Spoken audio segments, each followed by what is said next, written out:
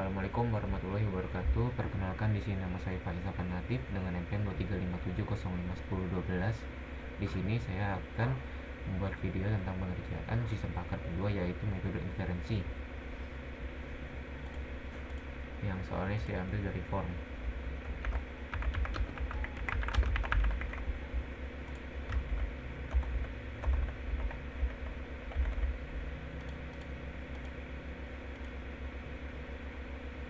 Nah, di sini untuk soal pertama itu ada studi kasus, yaitu seorang dokter menggunakan sistem pakar untuk mendiagnosis penyakit. Sistem tersebut bekerja dengan aturan sebagai berikut.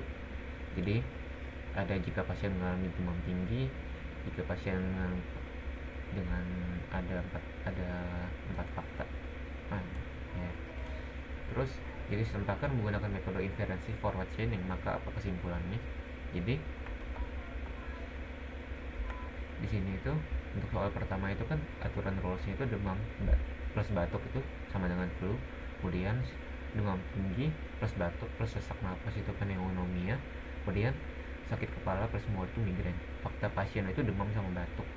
Nah, jadi untuk karena metode ini forward chaining, jadi jawaban yang benar itu yaitu jawaban yang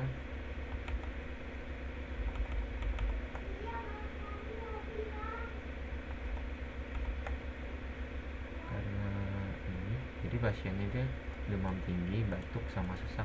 Nah, jadi yang sesuai itu ya yaitu jawaban yang ini. Pasien mengalami pneumonia karena gejalanya lebih spesifik dibanding flu. Lanjut ke soal kedua. Dalam konteks sistem pakar, mana pertanyaan berikut yang paling tepat menggambarkan perbedaan antara forward chaining dan backward chaining? Jadi penggambaran paling tepat itu di sini kita ambil jawaban yang ini. Forward chaining merupakan proses penalaran dari data menuju kesimpulan, sedangkan backward chaining itu penalaran dari kesimpulan kembali ke data. Jadi itu perbedaannya. Lanjut ke soal selanjutnya. Ini kita ada apa perbedaan utama antara forward chaining dan backward chaining dalam hal mereka menanyakan pertanyaan ke pengguna. Jadi untuk jawabannya itu saya ambil ini. Forward chaining menanyakan pertanyaan untuk mendapatkan fakta, sedangkan backward chaining menanyakan pertanyaan untuk mengkonfirmasi tujuan. Karena forward chaining itu kan dia studi kasusnya maju, jadi dia menanyakan menanyakan pertanyaan itu untuk dapetin faktanya. Jadi kalau backward chaining kan karena mulai dari belakang, jadi dia menentukan dulu apa ininya, kesimpulannya atau tujuannya, lalu dia menanyakan hal-hal yang terkait dengan fakta-fakta yang mendukungnya. Jadi seperti itu. Untuk selanjutnya itu ada soal dalam sistem pakar, representasi pengetahuan digunakan untuk, sini saya ambil jawaban yang ini, menyimpan dan mengorganisasi pengetahuan agar dapat diproses oleh komputer. Kenapa? Karena representasi pengetahuan itu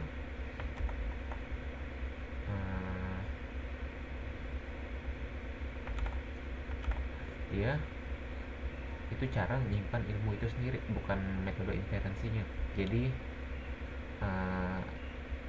bukan sebuah inferensi, pencarian atau UI, tapi basis pengetahuan, rules, frame, semantic, network, dan lain-lainnya.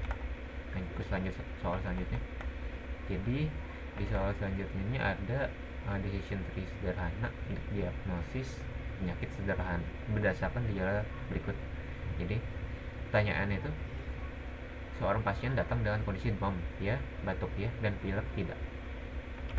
Jadi jawaban yang paling jelas itu di sini, kalau dia batuk, dia kan pasiennya batuk, terus dia demam, nah terus dia pilek juga. Dari ketiga itu, jika pasien demam, cek apakah batuk. Nah, dia kan demam, dicek batuknya, dia batuk, maka kemungkinan pasien tersebut flu, dan ada pendukungnya sebuah yaitu pilek. Nah, jika pilek, pasien kemungkinan alergi. Nah, pendukung paling besarnya itu yaitu flu. Kenapa?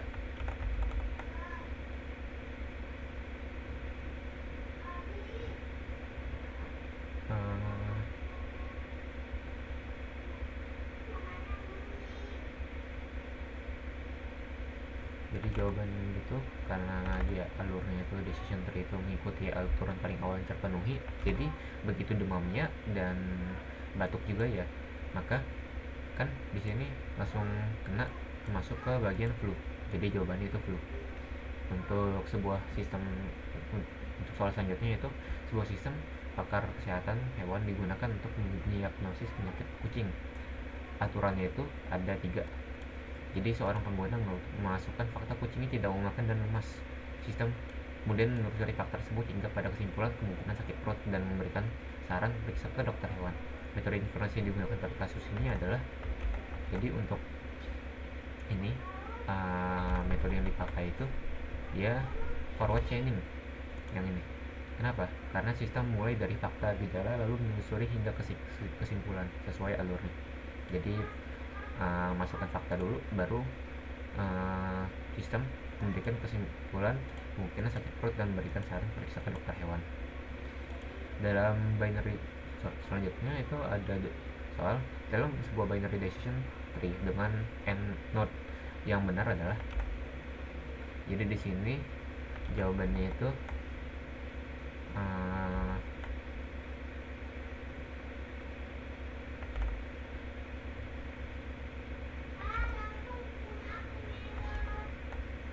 saya ambil jawaban semua internal node adalah pertanyaan. Ya, untuk definisinya itu karena harusnya ya benar. Lanjut ke soal selanjutnya. FCP teknologi dalam konteks sistem pakar merujuk pada, jadi jawabannya itu adalah dia studi tentang pengetahuan termasuk sifat, struktur, dan asal usulnya. Jadi jawabannya ini. Kenapa?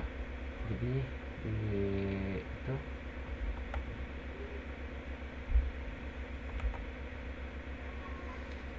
teknologi itu kan hitung pengetahuan, bukan logika formal, UI atau algoritma.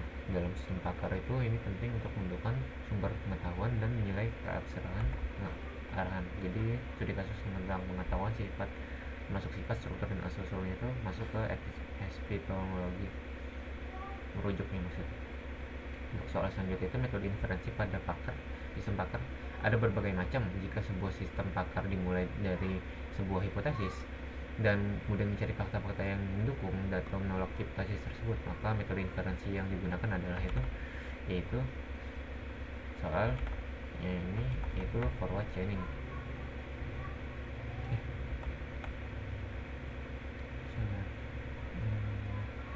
Dimulai dari kesimpulan. Ini jadi dia mulai dari backward chaining. Jadi karena dia dimulai dari sebuah hipotesis kesimpulan sementara dulu, baru dia nyari fakta-fakta yang ada. Nah itu terbalik kan, jadi itu backward chaining. Lanjut ke soal selanjutnya, yaitu dalam sistem pakar yang menangani ketidakpastian, misalnya diagnosis penyakit, presentasi pengetahuan sering dikombinasikan dengan nilai keyakinan, yaitu centrality factor. Tujuan utama pemberi nilai ini adalah itu untuk memberikan ukuran probabilitas pakar terhadap suatu fakta.